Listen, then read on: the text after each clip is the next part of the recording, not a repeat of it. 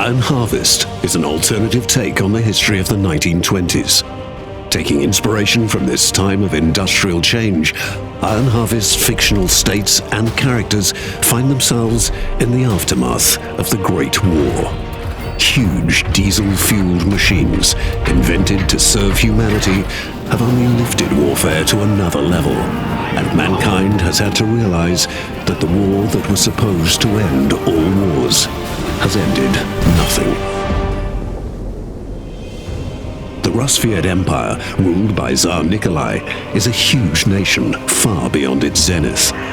Social injustice has created rising tensions between the different classes, and the Great War nearly tipped the country into chaos and revolution.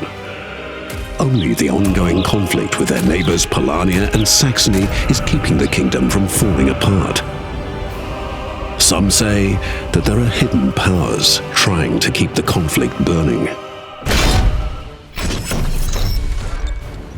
The Rusviet philosophy of mech construction is to forge metal monsters, neither aiming for superior speed nor technology, but instead drawing from the rich resources of their giant empire to force their opponents to their knees.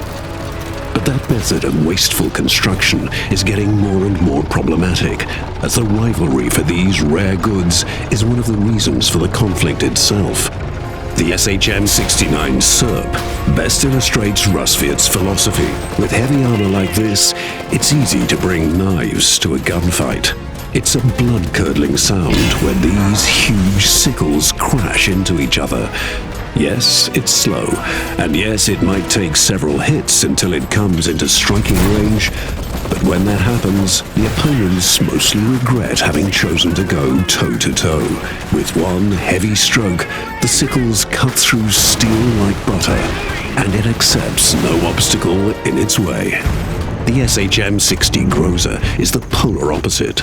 The preferred shock trooper of the Tsar is the fastest Rusviet unit. Even more, with its rocket jump ability, it is one of the most mobile units in the game, and always good for a bad surprise. Especially when calling in their airborne brothers out of the blue.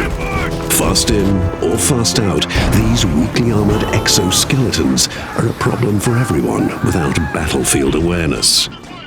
But enough about melee units. For the SHM-68 Nakovalnya, only a distant target is a good target. It is basically a rocket phalanx on two huge wheels. Its salvo covers a huge area with a lethal hailstorm of rockets. Who needs precision when you can fire dozens of rockets within seconds? Unfortunately, the Nakovalnya is very slow and vulnerable if the enemy gets close. So it's best if they operate in the back line, well guarded by their comrades. Olga Morozova is a Rusviet operative working tirelessly to protect the Tsar and Mother Rusviet from internal and external threats. On the back of her Siberian tiger, Changa, she is able to quickly get behind enemy lines and take out critical targets in silence. She is a stealthy and deadly unit that can wreak havoc among infantry up close with her blade and with her MP in mid-range. And she has even more tricks up her sleeve. If Olga is around, no one should feel safe.